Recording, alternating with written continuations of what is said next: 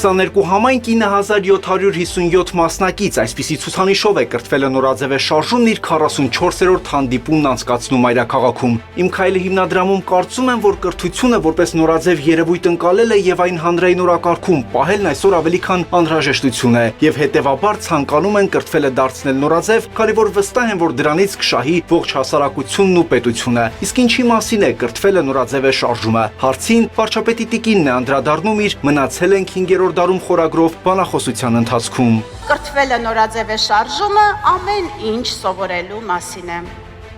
Մեր անցյալը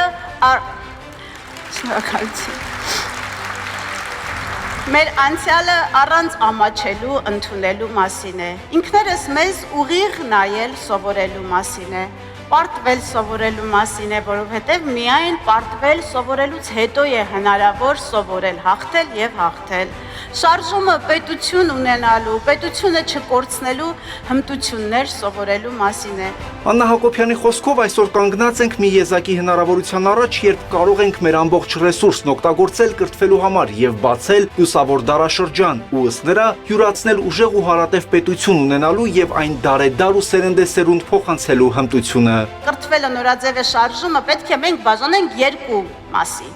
Առաջին մասը ենթադրում է նորովի սովորել մեր նախկինում սովորածը։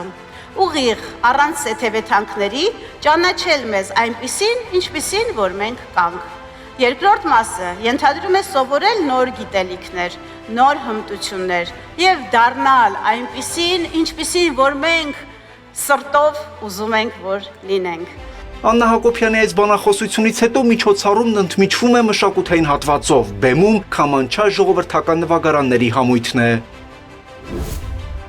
Միջոցառման արդեն երկրորդ հատվածում շարժման մասնակիցներին վարչապետի բանախոսություններն էին սպասում։ Իմանալ ինչպես եւ իրական Հայաստան խորագրերն ունեցող այս բանախոսություններում կառավարության ղեկավարը խոսում է պատասխանատու քաղաքացի լինելու կարևորության մասին, կրթությունը ներկայացնելով որպես երկրի կայուն զարգացման առանցք։ Եվ իմանալ ինչպեսը